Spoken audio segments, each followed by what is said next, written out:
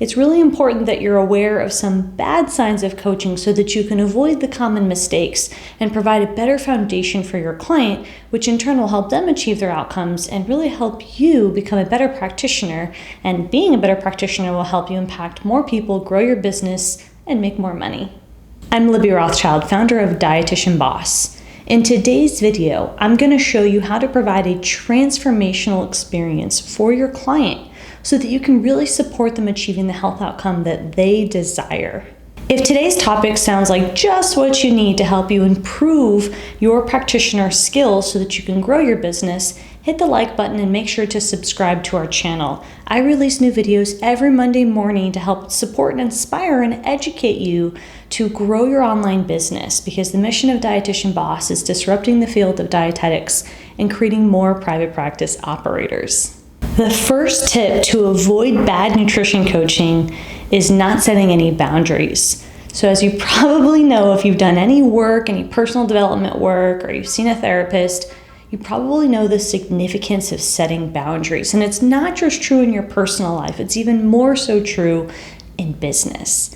And what that looks like, I'm going to give you a few examples, would be setting some parameters in which how you operate and teaching your client how you want them to treat you and how the relationship will unfold so that you can give them a great standardized experience and avoid codependency, meaning you don't want a relationship to form that you've really created where somebody needs you every second of the day. That's not, great coaching. You don't want to create codependency. You want somebody to learn how to look within and how they can inspire change from within. And so the tips I'm going to give you are going to help you go down that pathway and not create codependency among your client.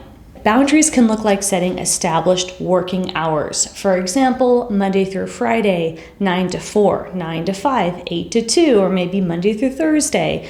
And whatever those hours are, it can be a little unique for your own business and how you're operating. It's really going to help you function within those parameters. The second thing after setting that boundary would, of course, be enforcing it.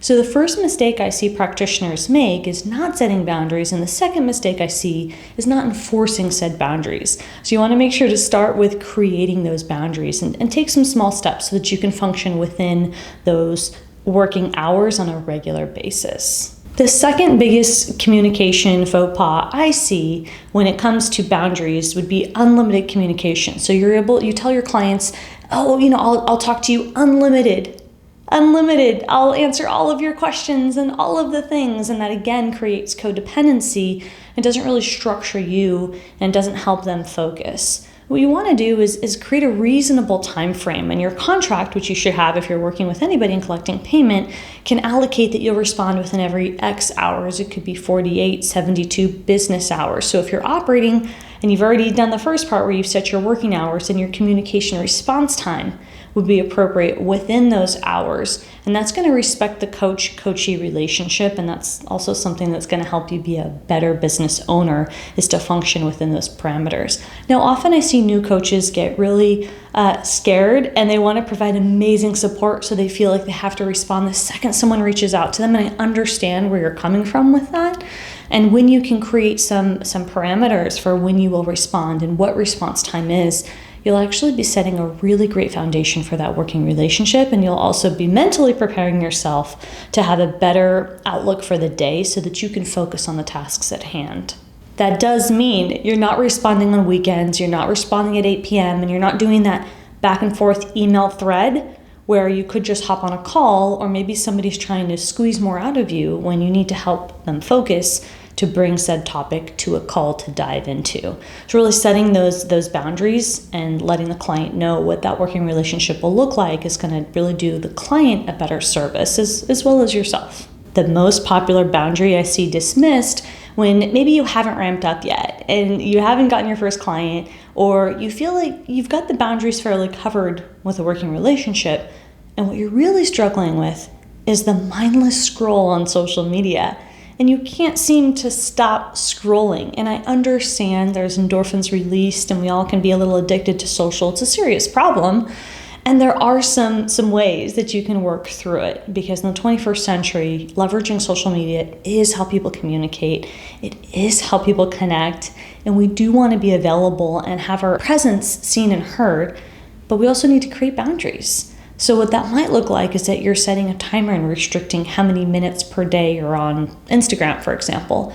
Or maybe you have hours that you log onto the platform. Maybe you have regular posting time, that you're posting a story or you're actually posting on your feed. And so setting those systems and rules in your business is really going to help you compartmentalize so that you're not going down the deep end. And before you know it, it's 10 p.m. and you've been on Instagram looking up random reels for 3 hours and you just lost your day. That does happen. I get it. The idea is that you're treating Instagram and social media as a business and not as a hobby. And in doing so, you want to have the opportunity to create some rules and parameters around when you do what so that you're focused. And keeping that in mind is going to help make you a better coach. The second tip to avoid bad nutrition coaching includes active listening. Now, I see active listening being dismissed very often. It's a soft skill, and soft skills can be easily overlooked, meaning empathy, employing extraordinary amounts of empathy, and really making sure you're listening to the person you're talking to. Listening comes in a lot of different forms. It could be listening through DMs, or it could be an actual conversation. Now, in this context, I'm talking about conversations you have with your client on a coaching call, or maybe on a sales call, but more specifically, we're talking about actual coaching calls that you're conducting as a coach and they're the coachee. As a coach, we know that we want to ask questions, and our role is to seek to understand. So what I recommend is the 5-to-1 ratio. What that means is that you're listening 5 times more than you're speaking. Now, I know this can be hard, especially if you identify as an extrovert, or maybe you've got a direct personality, or you just love talking. I mean, I struggle with this because I get excited when I'm talking to clients and helping them through a transformation. And I have to really practice regularly stepping back, slowing down, and listening to the person at hand. So I'm going to give you an example of recently when this did not happen to me and how it made me feel. When you don't listen to someone, right? Let's assume you're the role of the coach and they don't feel heard. You limit your ability to help them look within and inspire change and transformation. Recently, I was on the other end of the line and this person didn't stop talking.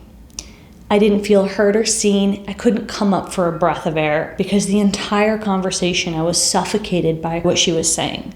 I didn't have a chance to share my thoughts, my feelings. I didn't even have a chance to head nod because this person spoke the entire time. You don't want to be that person. Now, I know that sounds like an exaggeration, and I left that conversation feeling drained. I felt dismissed, and I felt confused. And you don't want your client to feel like that. You want your client to feel empowered. You want your client to feel inspired. Some conversations might be challenging, and that's understandable in the coaching relationship. Overall, you want to make sure that you're practicing active listening. For every 5 things, sentences, thoughts that they have, you're interjecting 1 time. So keep in mind, you should not be the one that's talking more. Rule of thumb, listen more. The third sign of bad coaching is not letting your client go when they're ready to fly. You heard that right. If someone has graduated from what you're able to do at that time and the transformation you're able to provide, it's in the client's best interest that you refer them out, take the temperature, find out how they feel, and make sure that you're supporting them with what they need at that time. So hear me out, and I talk about the life cycle of a client and milestones that you can help them achieve. And if you want a video on that, comment below and I can expand more. Essentially, if you're working with a client, and let's say you're in the life cycle stage, and you are fertility and pregnancy, and you help a woman fall pregnant and have a feel-good pregnancy up until delivery, right? So let's say the fertility window up until the 3rd trimester or the 4th trimester. That's really your space. Let's say a woman's been with you throughout that space, and now she's breastfeeding, but you don't have the knowledge and experience to be able to support her through that time. Maybe she's having some difficulties latching and something's not really working quite right, and she seeks you for support. Maybe you have a great relationship, but you don't have the knowledge and skills and you don't have the awareness of what that means and looks like. You would be doing a disservice to continue working with that client, even if that client likes you and you have rapport. You want to make sure that if the clients achieve the milestones you intended to serve them and it's time for them to fly, that you help them spread their wings and find another service, whether it's a product, service, coach, you've got to refer them out. And that's really going to come back to you tenfold, because when you're able to really act in the best interest of your client, they know that and they feel that and they appreciate that. And that can help with relationship building, and that can help them also see you as an expert and know you have their best interest in mind. And the worst case scenario is if you continue to help them, and if it is for money and they don't have a good experience, that could sour the relationship. So when it comes time, if they've exceeded what you're able to do, if they've graduated from your skill sets, you got to let them fly. The fourth sign of bad coaching is failing to get feedback. I know a lot of our clients overthink this step when I'm supporting them, whether it's private coaching, group coaching, and they're not exactly sure how to get the best feedback. So my rule of thumb is that any feedback is better than no feedback. So if you don't have a workflow or you don't have the ability to create automations yet, you want to make sure you have the process down first. And what you could be asking is some qualitative and quantitative feedback. So you can ask them, how do you feel? What was your experience like? How would you describe the progress you've made? How are you feeling? Are you satisfied? So you can ask them blanket statements that provide open-ended questions that would be qualitative. The quantitative could be something like a net promoter score. That's a validated testing tool where you're going to ask them on a scale of 1 to 9, how much would you recommend this service? And the idea is that if they score below like an 8 or a 7, I think it's below a 7, that you want to reach out and say to them, Angela, I saw that you scored a 7. What could I do to improve? How could I help serve you better? And if they score a 9 out of 9, you can ask them, I'm so delighted that you found the service helpful.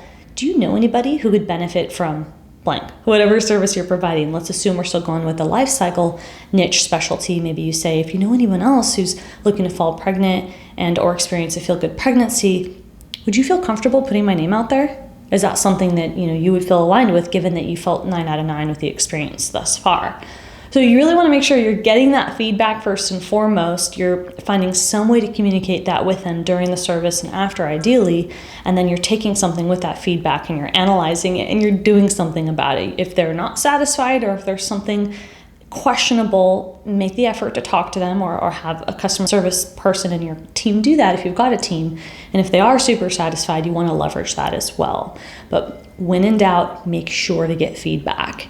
And if you're not doing that at all, just start with some kind of process. It can be just a simple question or a series of questions that you're asking, and then you can build on more of a formal process. Ideally, you're going to want to have some percentage and scoring system to see how satisfied your clients are. That is more advanced. That's what we do in our company. So we've got surveys and we keep percentages and we keep client metrics and staff metrics to make sure that our clients are happy, especially because client is core value of our company.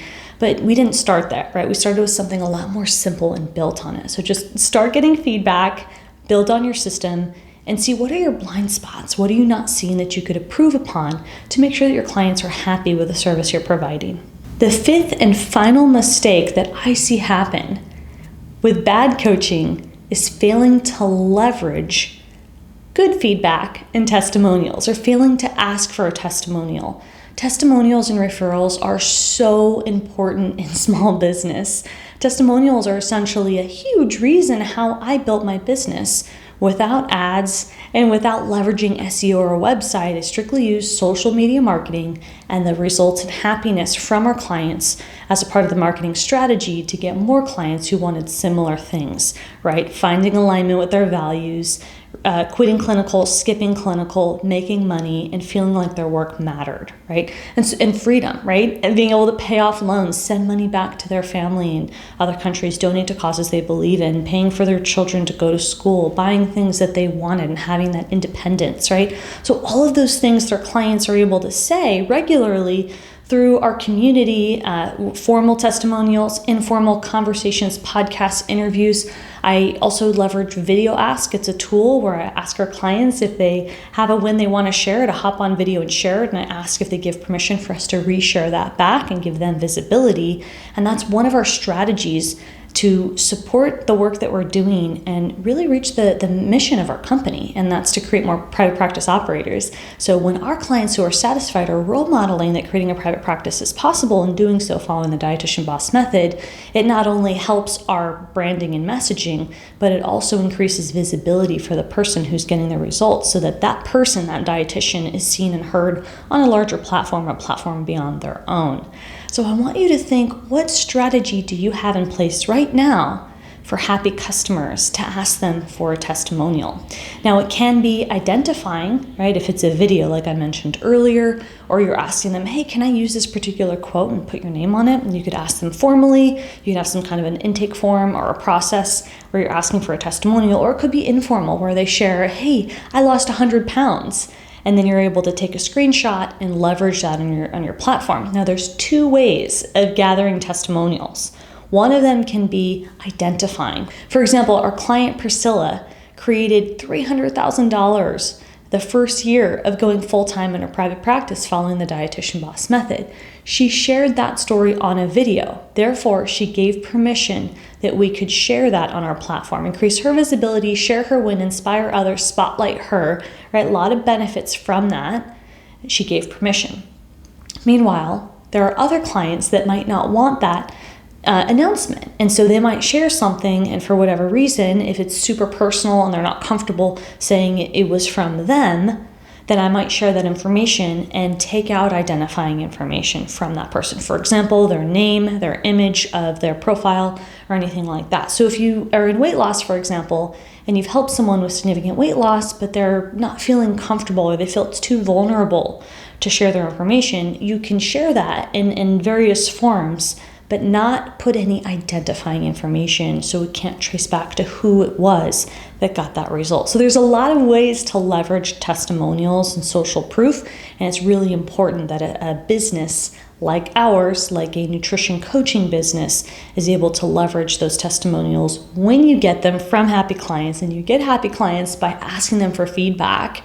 And if the feedback isn't always shiny and positive, that's okay. That's when we take a moment to look from within and say, how can we improve our process? What can we do to provide and deliver a better service? And before we hypothesize what that thing is, we're just asking our clients, and they're going to tell us because they're the ones that are paying us. I'd love to help you avoid bad nutrition coaching. So if you found these 5 signs helpful, I invite you to apply to work with us in the Dietitian Boss method, and me or someone from our team will be able to talk to you on a call and get more information and see how we can best support you. And you can click on the link in the description box. We'll see you next Monday.